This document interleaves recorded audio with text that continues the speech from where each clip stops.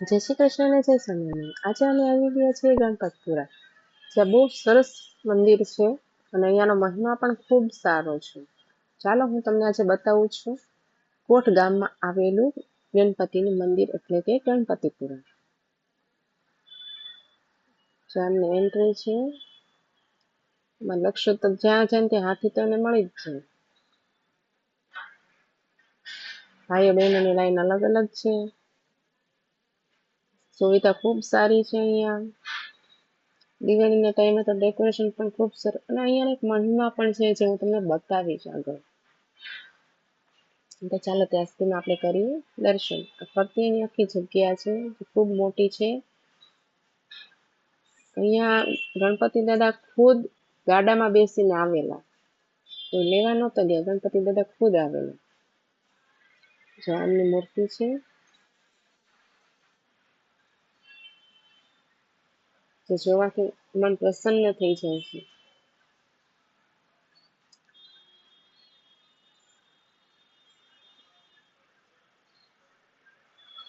ખૂબ સરસ છે. બધી એની ફરતી જગ્યા છે.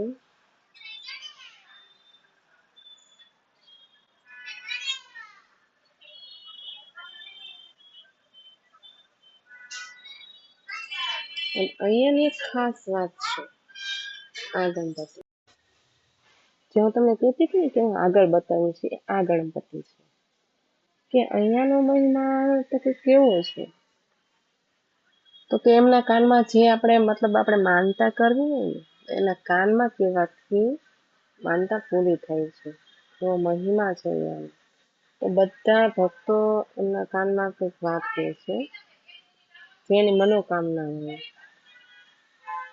તો એ પૂર્ણ કરે છે. ગણેશજી એના કાનમાં કઈ વાત કરે એટલે એને મન સુધી પહોંચી જાય છે અને મનોકામના પૂર્ણ થાય છે. અને એક બીજો પણ મહિમા છે અહીંયા સ્વસ્તિકનો. જો અહીંયા લોકો સ્વસ્તિક બનાવે છે, માનતા કરવા આવે ત્યારે ઊંધો સ્વસ્તિક બનાવે છે અને જ્યારે માનતા પૂરી થઈ જાય ને ત્યારે પાછો એ સ્વસ્તિક એ સીધો કરવા આવે. એવો અહીંયાનો મહિમા છે. અને અમે જોયું પણ છે કે આ સાચે જ પૂરું થાય પણ છે. તો મિત્રો આ પણ એક અદ્ભુત છે વૃક્ષ, જે અહીંયાની છાલ ઉતારીને લોકો છે ને પેલા જ્યારે આ નહોતું ને ત્યારે છાલ ઉતારીને લોકો પોતાની તિજોરીમાં રાખતા. આ વૃક્ષનો તો મહિમા હતો, છે લીમડાનો જ છે પણ એની છાલ છતાંય તિજોરીમાં રાખતા જેથી પૈસા ન ખૂટે. પણ હવે ત્યાં પેલું બની ગયું છે. અને આ છે અહીંયાનું વિશાળ ભોજનાલય, જે હમણાં જ બન્યું છે.